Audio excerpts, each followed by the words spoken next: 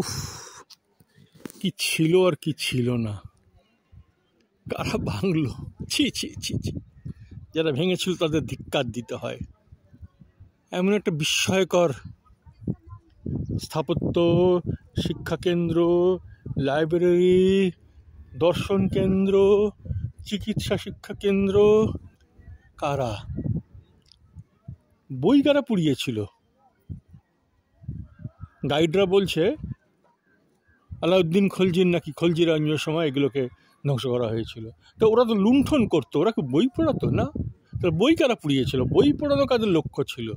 এবং বেশ কিছু বইকে নাকি সেই সময় যারা বৌদ্ধ সন্ন্যাসীরা বই নিয়ে নিয়ে পালিয়ে যে নেপাল এবং সিল্ক রুট পথে নাকি শোনা যায় যেগুলো ইউরোপে চলে গেছিল।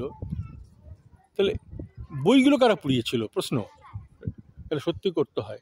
দেখা যাচ্ছে কি ছিল, হ্যাঁ, কাজ কেমন, কি নিখুঁত কাজ, ভাবা যাচ্ছে কি নিখুঁত কাজ ছিল।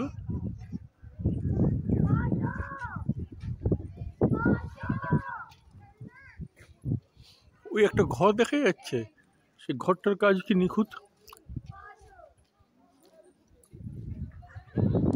এসব ছিল,